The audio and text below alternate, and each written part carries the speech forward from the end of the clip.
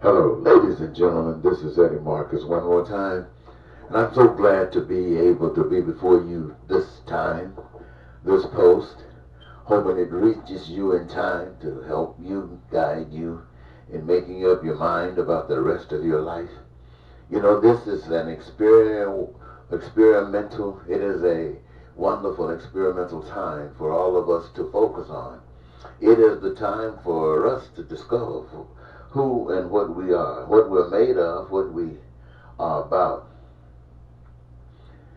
And though centuries have come and centuries have gone, I would like to think that every space had its place.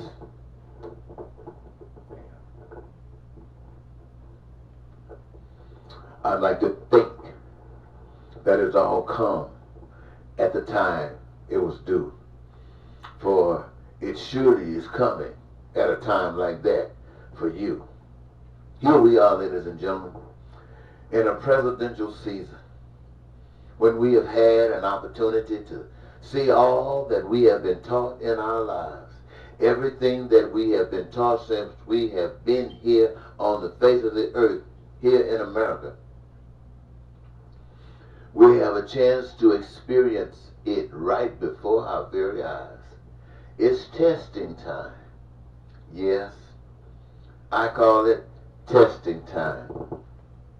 It is the time for us to put up, shut up, you know the rest. Why am I saying this? I'm saying this because everything that we have been taught about that was good and righteous and loving and kind have been thwarted.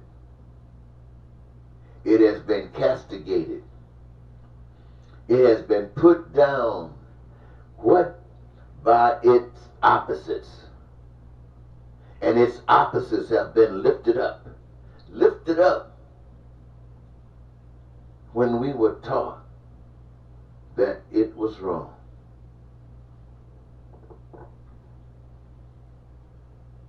And now to mend the situation, hopefully by those who are not totally committed,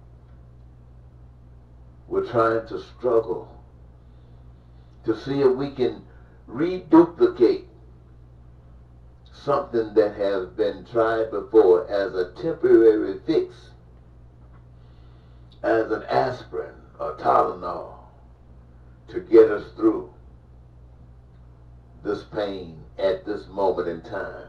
Not dealing with the problem, not fixing it.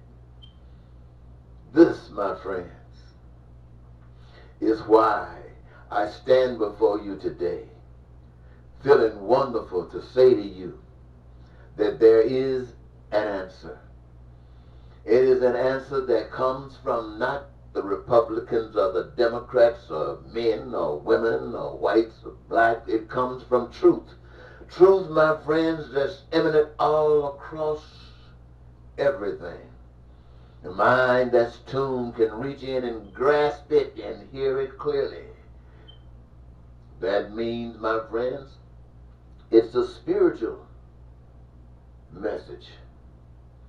It's from a power that we can't see, we can't touch, we can't feel, but the evidence of its power is in the existence of the earth and all of the maintenance of the earth, and you and I, and the same type of maintenance. But this that brings us to this moment that would eliminate the pain and suffering that we as a people from corner to corner of this earth have to experience every day. It is time, my friends, that the test of life itself be given to each of us at our level of understanding, at our level of growth. But it's important nonetheless. And so as we stand here today watching this political thing take place, the choice before you seems to be, do you want a Republican or do you want a Democrat? And you got your reasons for either.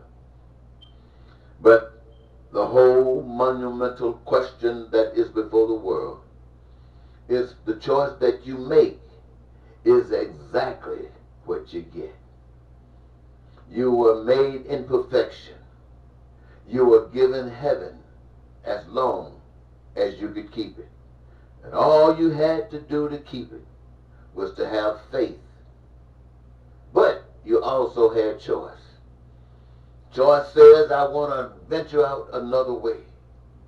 Just maybe not to stay, but just to test the waters and see what's out there. Only to find that truth is the only way. And you give your life to get back. My friends, I'm telling you today that the only way that we can fix our problems is by everybody helping everybody. That is, my friends, everybody helping everybody. We can fix our problems of life. To do that means we have to push away the deception that we have received, that some are better, that some are more deserving. We will push that aside, and we will recognize those things that are coming amongst us, and they are universal. The resources necessary to meet those common needs are given to us freely by that same power we cannot see, cannot touch, cannot feel. And that includes the understanding of the individuals that engage themselves in the process of producing those resources and making them available. That too, from the power.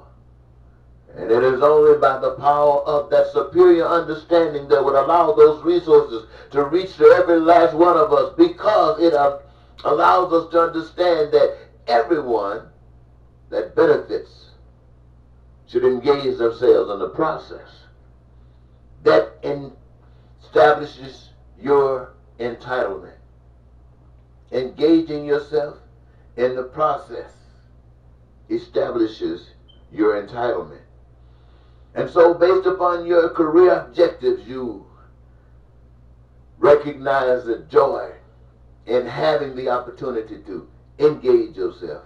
And as we, across the board, do that, we produce enough of the goods and services. You've heard me say it 1,000 times.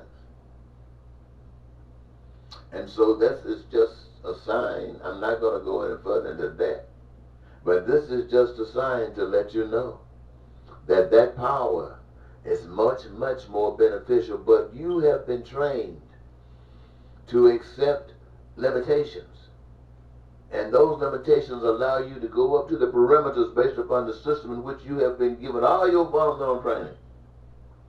And anything beyond that, you have to question and step back. You are not permitted to think beyond your limitations. For if you do, you know what you're considered as. But I want you to know, ladies and gentlemen, I don't know the Christian community. The truth of the matter is this. Being born again, for those of you who probably want to challenge everything, means that your eyes have been opened and you have made a choice. You have made a choice. Your eyes open means you see the world for what it is. And how you can make that distinction is because you understand through the clarity of mind, of the opening of the eyes, the true path to life.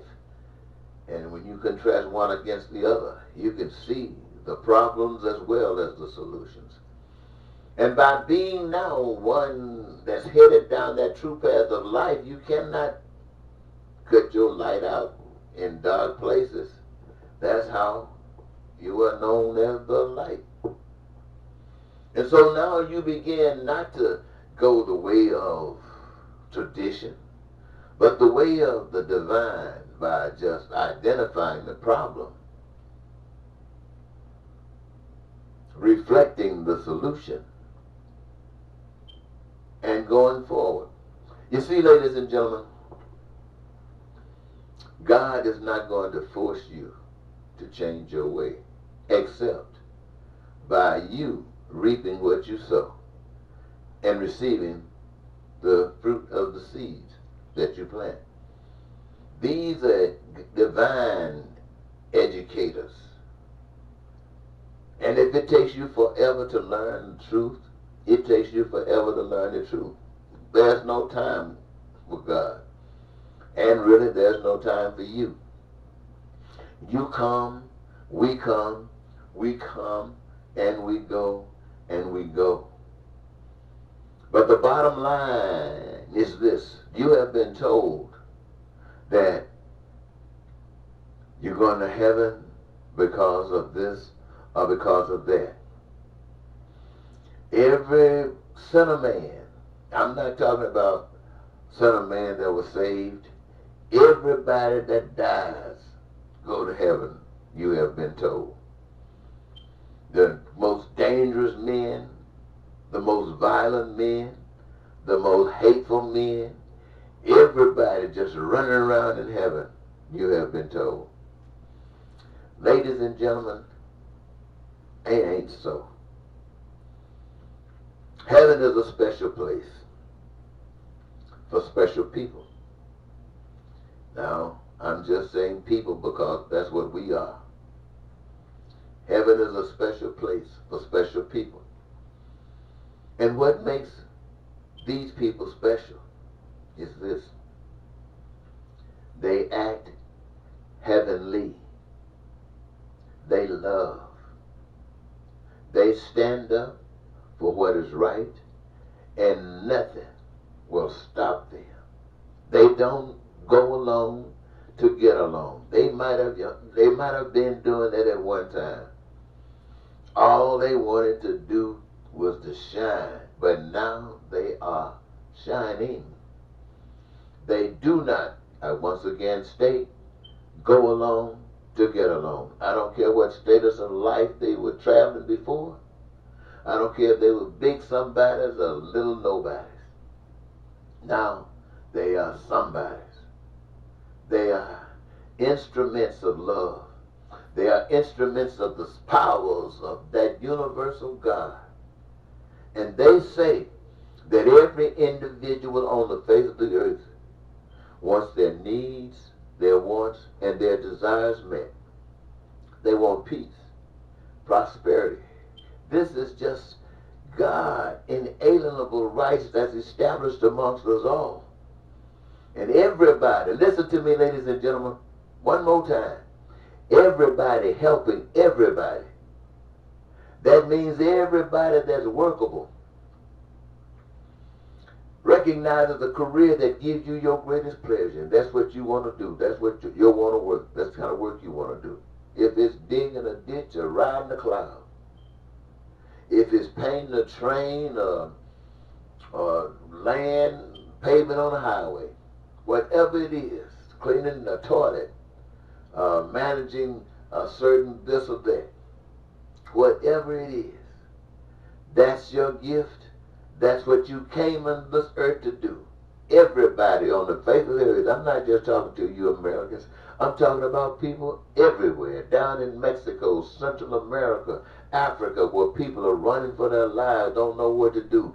It was designed that all of those things that you need, food and clothing and shelter and education, all of those citizens right amongst you where you're living at, get out of everybody's way and open up the doors so everybody can engage themselves and go out there doing what you love doing. And you're going to see education and healthcare and food and clothing coming back to you in abundance that you won't even have enough room to hold it up, to put it in the pantry. You'll just be living your lives, ladies and gentlemen, and you don't have to lie, don't have to cheat, don't have to steal, not at fighting with anybody, arguing with anybody, hating anybody, because everybody got what they want. Everybody got what they need. Everybody's desires are being met. Their dreams are coming true.